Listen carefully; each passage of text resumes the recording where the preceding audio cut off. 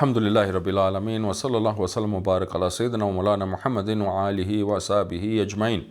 Assalamu alaikum wa rahmatullahi ta'ala wa barakatuh.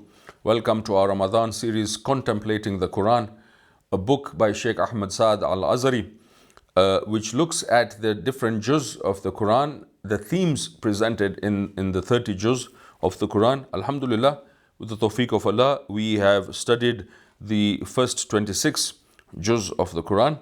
Inshallah, now we'll look at juz number 27, part number 27. This consists of the chapters Al-Dhariyat to Al-Hadid, and the theme or the overriding idea that is presented in these chapters is a lesson on the methodologies of calling to God. A lesson on the methodologies of calling to God, how you can call people to Allah subhanahu wa ta'ala. So, Bismillah ar-Rahman ar-Rahim, the Shaykh begins by saying, calling mankind to God is the very greatest of affairs and most important of the purposes for which God sent messengers, revealed scriptures, and legislated paths of guidance. So, such importance is given to the idea of calling man to Allah subhanahu wa ta'ala, that in order to fulfill that, Allah subhanahu wa ta'ala sent us messengers, He gave us scriptures, and He legislated paths of guidance. He gave us His laws. So the Quran is a book of exhortation which utilizes every means of addressing the soul. So this is what the Quran does. It is a call upon our souls, a call to go to Allah subhanahu wa ta'ala, to head towards Allah subhanahu wa ta'ala. And it does this, we are called to Allah subhanahu wa ta'ala in the following ways. Number one, warning against stubborn rejectors by laying bare their mendacity and heedlessness. Verses 11 to 12, chapter number 51. Their conjuring of falsehoods and following of mere opinion. Verse 27 to 29, chapter number 53. So we are told about the way in which to call to Allah subhanahu wa ta'ala, and the Quran utilizes these means of calling to Allah subhanahu wa ta'ala. It addresses the soul by warning us against those who reject the message of Allah subhanahu wa ta'ala, and it alerts us to their falsehoods and that they follow their opinion, and it warns us about following our own opinions. Number two, one of the other ways in which the Quran utilizes a means of addressing the soul is that demonstrating the evil worldly end of oppressive deniers of faith in every era, like the people of Noah. Verse number 46, chapter 51, verse number 52, chapter number 53. So what is the end of those who deny, or who are oppressive, who deny the message of Allah subhanahu wa ta'ala? We are shown their end, their utter destruction. And this again is a means of addressing our souls. The obstinate Pharaoh, verse number 40, chapter number 51. Ad, the tribe of Hud, verse number 19, chapter 54, and verse number 50, chapter number 53. Thamud, the tribe of Saleh, verse number 51, chapter 43, verse number 51, chapter 53. The townsfolk of Lot, verse 37, chapter 51. And many other deniers of revelation in previous eras. Those whose hearts became hardened against truth to the point where God brought them to their end. So this is a warning for us. This is the way Allah subhanahu wa ta'ala calls upon us to follow the right path by showing us the destructive path and the destructive end of those who denied the truth, those who went against His messengers. Number three, explaining the ultimate fate of the disbelievers and hypocrites of every epoch, and warning direly against adopting their states. So what was the end of the disbelievers and the hypocrites? And this ending should then keep us away, or should then be a means of us repelling the way in which they conducted their lives. For they are truly lost on the day of judgment. Verse number 60, chapter 51. Upon whom terrible punishment will fall. Verse number 7, chapter 52. And who will be driven forth to hell. Verse number 13, chapter 52. And cast face first into the fire. Verse 48, chapter number 54. This is their ultimate end. This is a warning for us. This is the way in which Allah subhanahu wa ta'ala calls us to guidance, that again, very important, not only what you face in this world, but as we know as Muslims, more importantly, what is awaiting for us in the hereafter. So we are told that on the day of judgment, they will be at a loss, they will face terrible punishment, and they will be driven forth to hellfire, and they will be cast face first into the fire. Face first, this is a special kind of debasement, really a horrifying kind of debasement when you are cast face first into hellfire. They will be known by their marks and seized by their forelocks and heels. Verse 41, chapter 55, again, a description of how they will be cast into hellfire.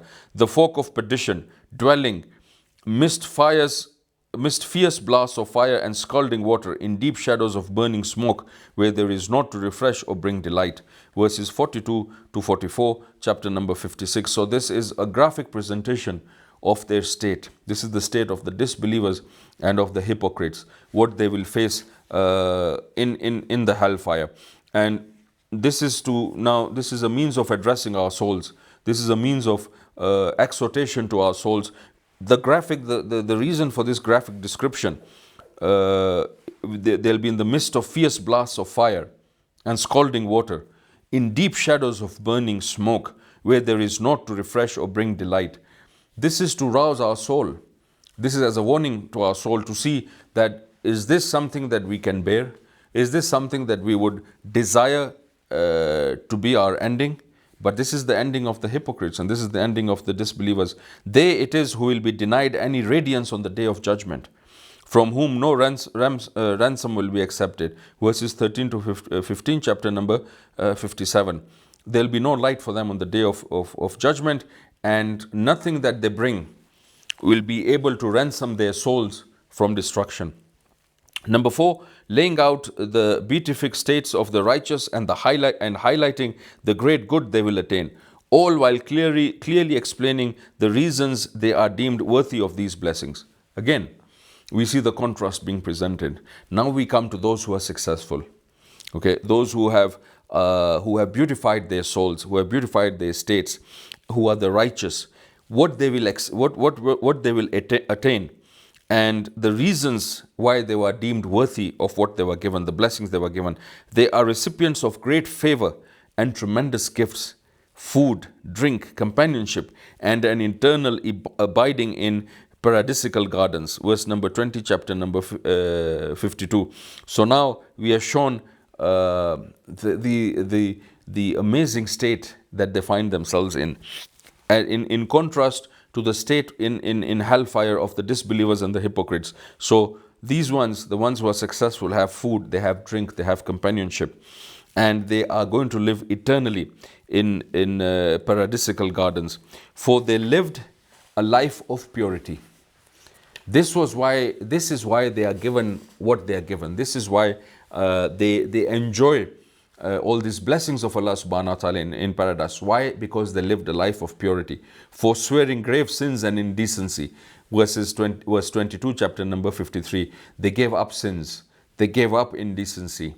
They strove against themselves. They will find themselves in an assembly of truth before a sovereign omnipotent.